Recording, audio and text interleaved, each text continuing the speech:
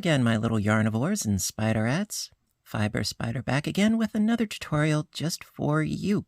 Today we are going to be doing the log cabin. Yes, the log cabin blanket originally used to be in a quilt format, and over time it has undergone many variations, hence crocheting. A while back I did do a log cabin variation in the granny stitch.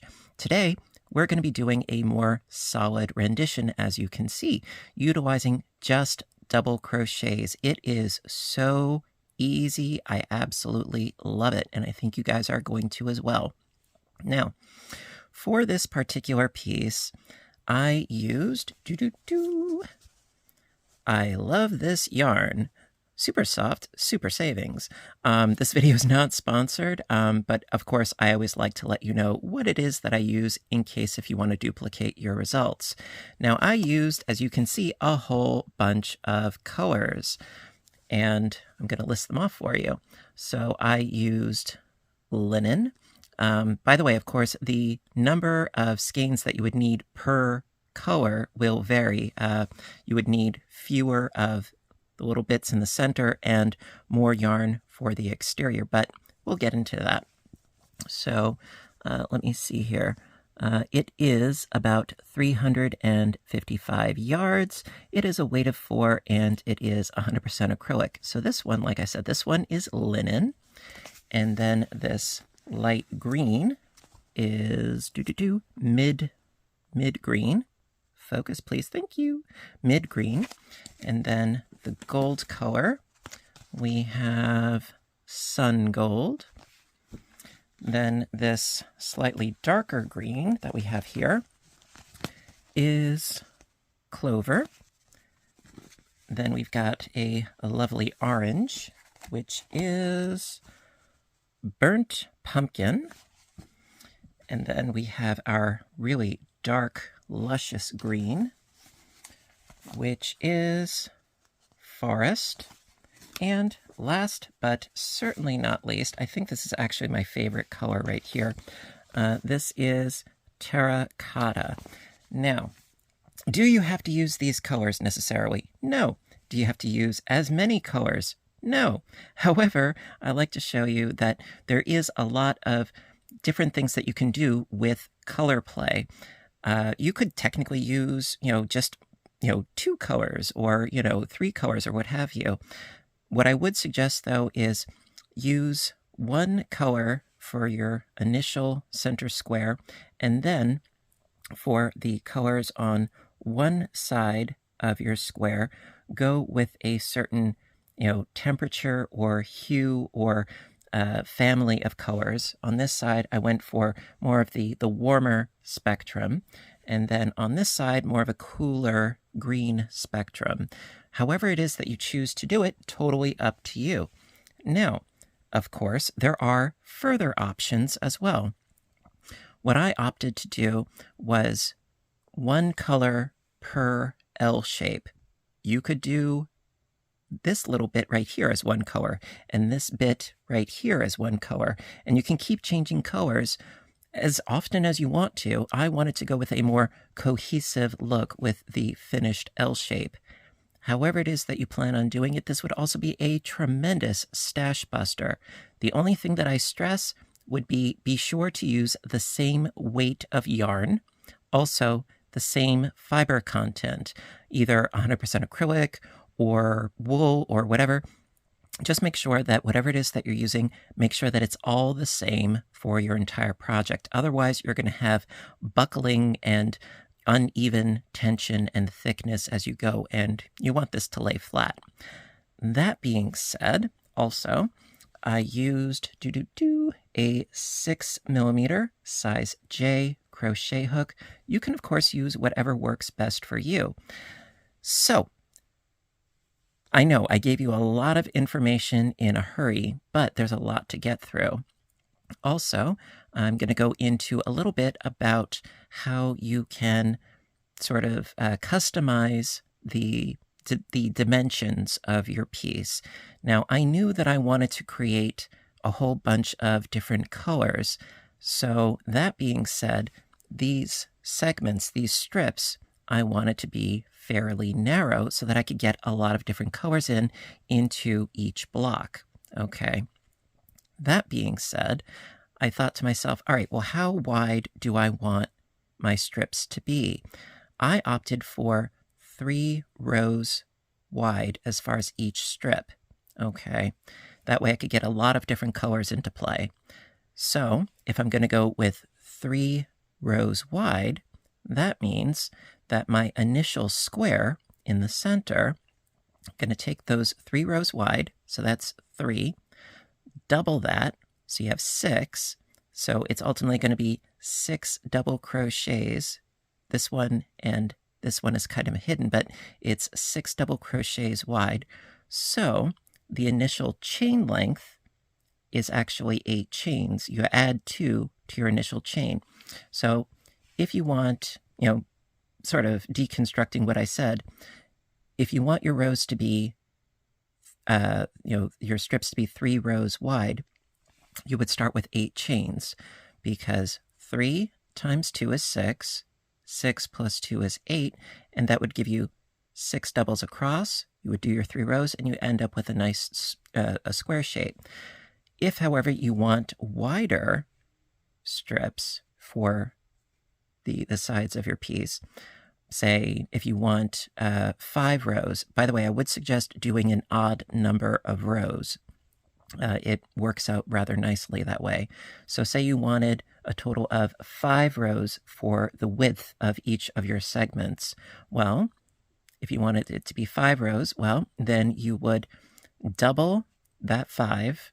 So you would end up with 10, and then you add 2 chains to your base chain. So you would start off with a total of 12 chains, and then you would end up with 10 double crochets, and you would do 5 rows, and you would end up with a square in the center again.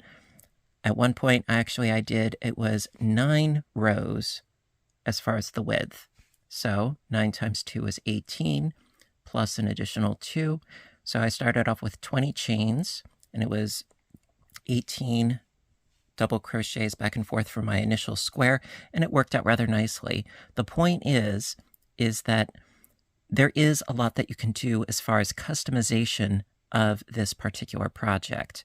Now, I think I've chewed your ear off long enough. Let's get started in with the actual project. Alrighty. Okay, if you're still with me, congratulations. You got through the boring technical bit. Let's get into the fun stuff. So I'm going to be using the same colors in order that I was using on my initial blocks, and I got my size J crochet hook. Let's get into this, shall we? Start off with a slip knot, and because I'm going to be doing that same size, I'm going to chain 8. 1, 2, 3, 4, 5, 6, 7, and 8. All right, and then into the 4th chain from the hook, double crochet, and double crochet into each chain, and we will end up with a total of 6 doubles. This right here counts as our first double, so we've already got 3.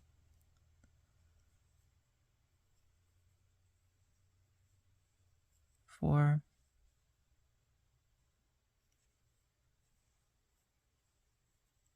5, and 6. There we go. Let me just scoot some of this yarn to the side there. All right, and from here, we're going to do 2 more rows. And in this particular instance, I suggest only chaining up 2, because if you chain up 3, it has a tendency to bow or bow outwards, and this creates a bit of a cleaner edge. So from here, after chaining up 2, skipping this first stitch, going into the next with a double, and 4 more for a total of 6.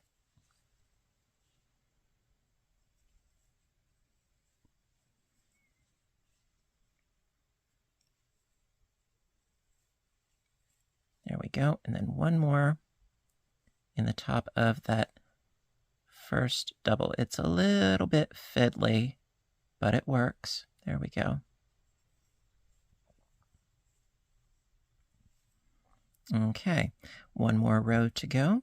Chain up 2, turn the work, skip that first stitch, going into the next 5. 1, 2, 3, 4, and 5.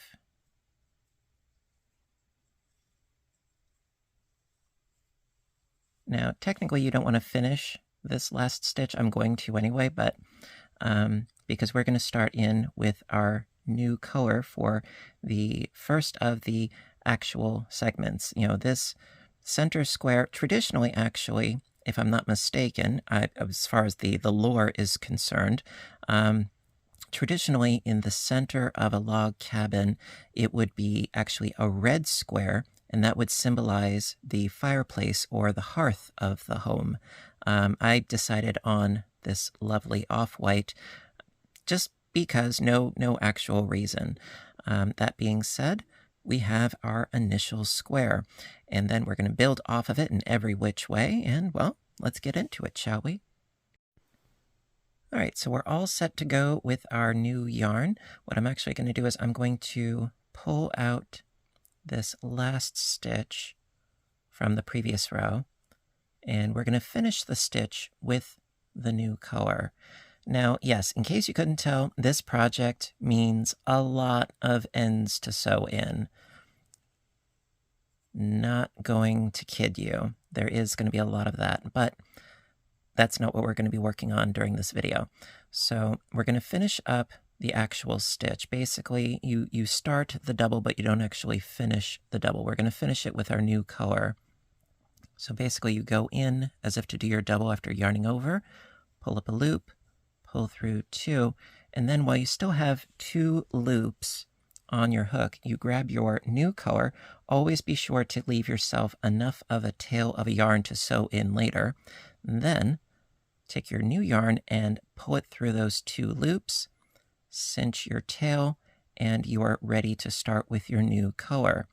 Now again, because I like to do a chaining up of 2, chain 2, that's going to be your first double, and then turn the work. And also I'm going to stitch over my green tail just for this one stitch right here. So after chaining up 2, you turn your work, and then go underneath this bar, this double crochet bar, with 1 double crochet stitch. So right now we've got a total of 2. Then, scooching my tails out of the way, underneath the next bar, 2 double crochets.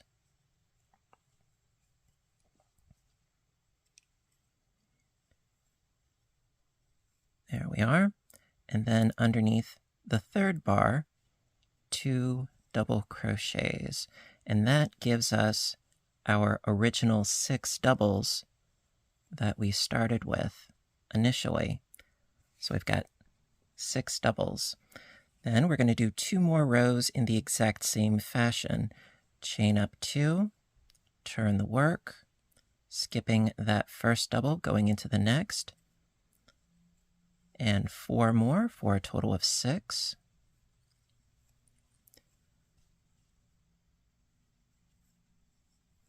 That's 4, 5, and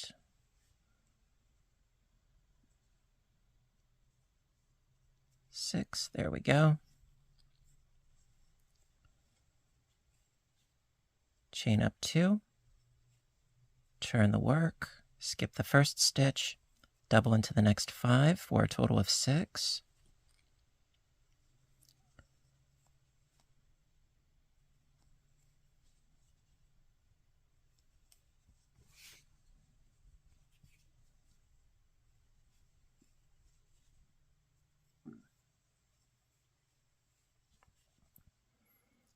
Okay, now if you wanted to change colors more frequently than you wouldn't finish up this stitch. You would change yarns again.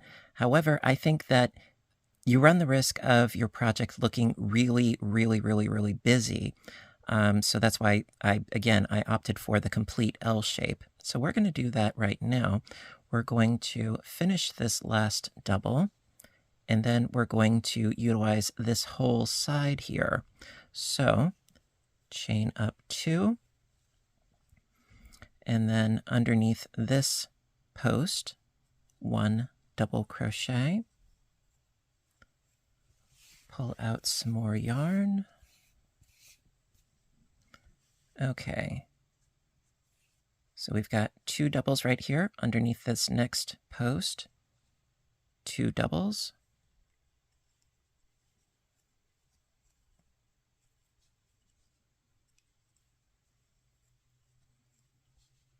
Underneath the next post, 2 doubles.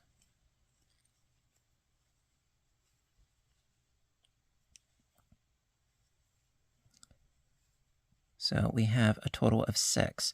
Now we need 6 covering these stitches.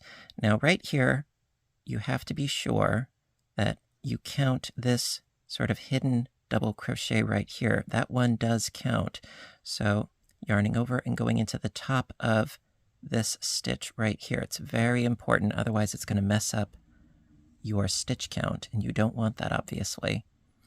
Just going to scooch my tail out of the way. Can tighten that up later. There we go. So that is my first one right in there, and then 5 more for the total of 6 crossing over here, and then we will end up, of course, with a total of 12. So we're just going into the base of these original stitches that we did.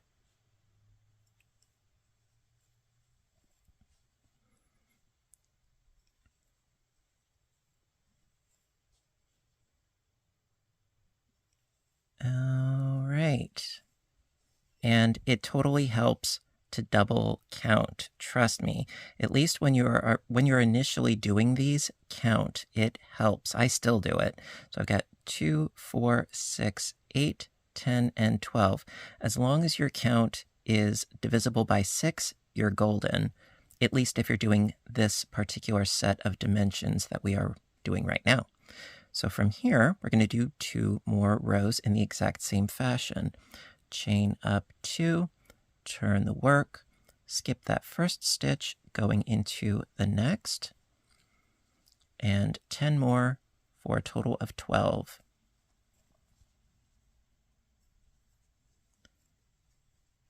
So I've already got 4, 5, 6,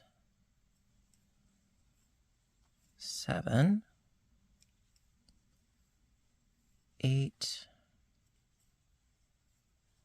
9, 10, 11, and 1 more. There we go. And that makes 12. All right, then 1 more row. Chain up 2, turn the work, skip that first stitch going into the next, and 10 more for a total of 12. Now, the reason why I mentioned earlier that an odd number of rows works out best is because that way, when I get to the end of this row, I can turn the work and start in on the new segment right away.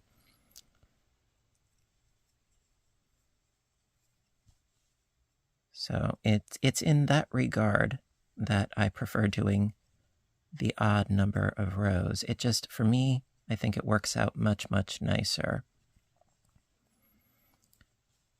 All right, and then after this couple of stitches, we will be all set to go into the next color. All right, so I'm going to do that last stitch at the beginning of the next clip, and we are well on our way. Oh yeah. All right, so now we get to incorporate the new yellow color. Just going to redo this last stitch. Again, yarning over and pulling up a loop, pull through 2, and then finish up this double crochet with the new yarn. Pull it through the last 2 remaining loops there, cinch it up nice, chain up 2. Gonna work over my tail here, and then underneath that post, 1 double crochet. Because the chaining up of 2 counts as a double crochet. The count is very, very important. So from here, 2 double crochets under the next post.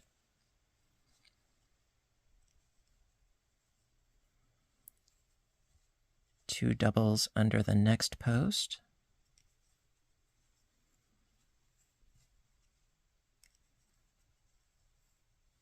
So that accounts for our initial 6. Then, going to do the same thing underneath these posts. 2 doubles.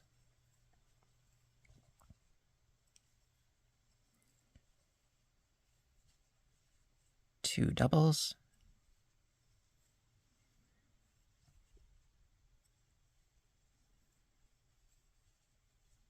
And 2 doubles. And then we do 2 more rows following suit with what we have accomplished here. So as you can see, we've got 2, 4, 6, 8, 10, and 12. And then we're going to eventually turn it and do even more this way. But for right now, let's finish up this segment. So chain up 2 and turn, skip the first stitch, going into the next, and 10 more for a total of 12.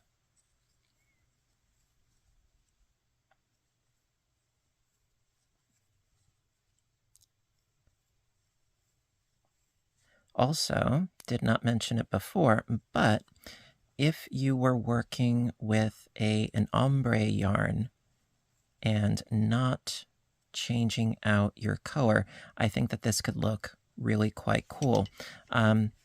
The first piece that I attempted utilizing this technique, I used a variegated yarn, and it looked really pretty, but it also looked very busy, and so I had mixed feelings about it.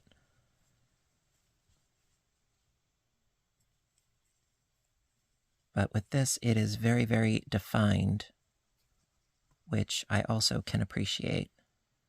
So going into this last stitch here, double crochet. All right, I just need 1 more row. Chain up 2, turn the work, skip that first stitch, going into the next 11 for a total of 12.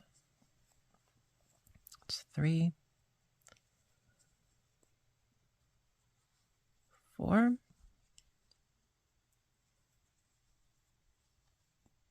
5, 6, 7, 8,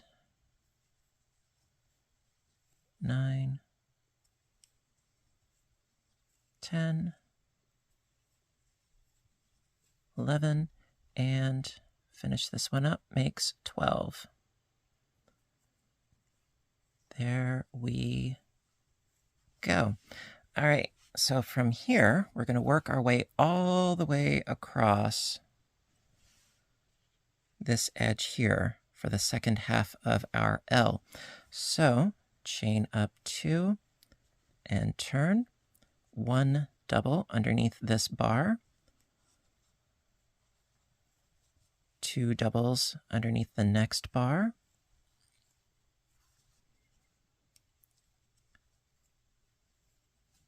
two doubles under the next bar,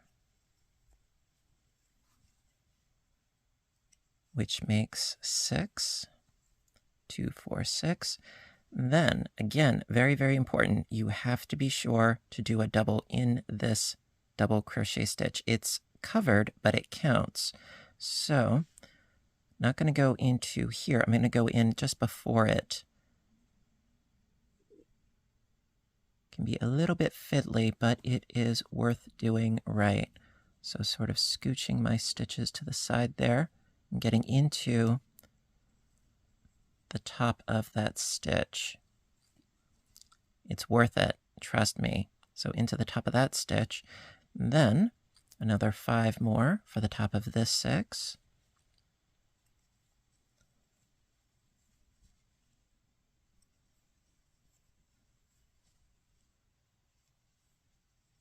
And again, this one may be covered, but it counts. Then from here, we've got these 3 posts. So underneath this post, 2 doubles.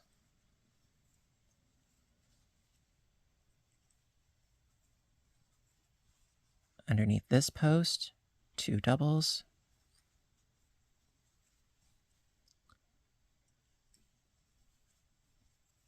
And underneath this post, 2 doubles. So at this point, after I finish this last stitch here, I should have a total of 18 doubles. Again, if it's divisible by 6, you are golden. 2, 4, 6, 8, 10, 12, 14, 16, 18. 6 times 3 is 18. 6, 6, and 6. And there you go. So I just need to do 2 more rows of this gold color. And then we can continue on with the next color, and so on, and so on, and so forth. Now, after finishing the 3 rows of the golden here, I could leave off. I could say, you know what? I like the size of the square as it is, and you could totally stop. That would be totally fine. You can do as many of the L segments as you want to. The only thing that I would, again, strongly suggest and recommend is that you have an even number of L's so that your piece is in fact a square shape. If you have an odd number, it isn't going to be an actual square. It's going to be slightly rectangular in the dimensions. But if you have an even number, then it will in fact be a square. Other than that, you can do as many of the segments as you want. I hope that all of this makes sense. I know, like I said, I'm giving you a lot of information to digest, but I do like to be thorough. So I just need 1 more at the end here. And double that. And then do 1 more row. And then the gold will be finished.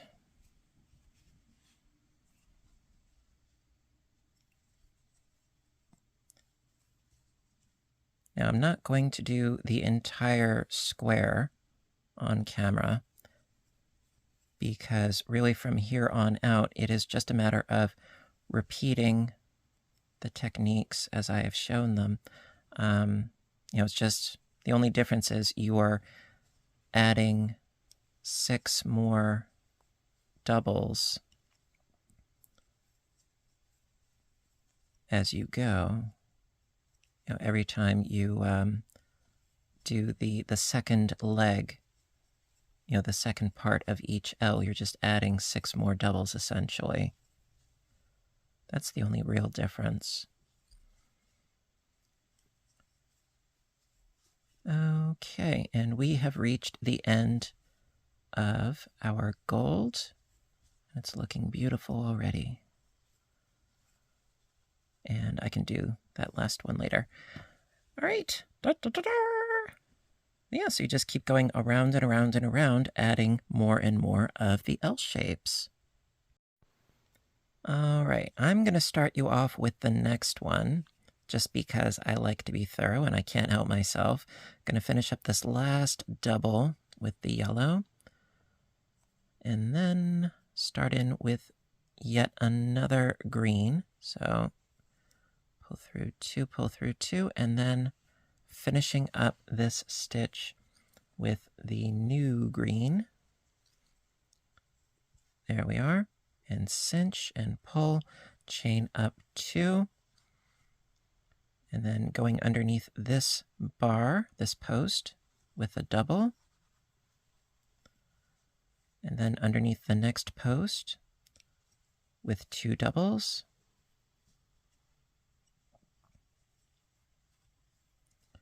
Next post, 2 doubles.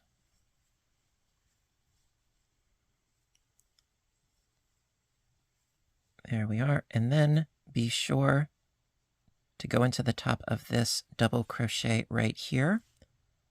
As I've said, it's very, very important. There we go. Technically, you could go in between in the space here, but I think that this looks a little bit neater. So that's the one. And then going to do these 5 more and then 6 at the end.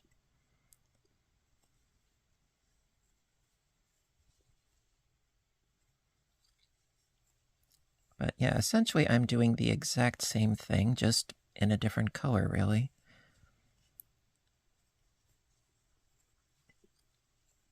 Okay, and this last one here, it's a little bit hidden by stitches, but it does count.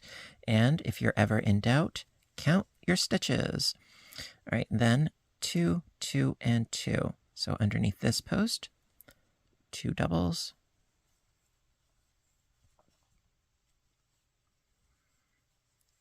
And underneath this post, 2 doubles.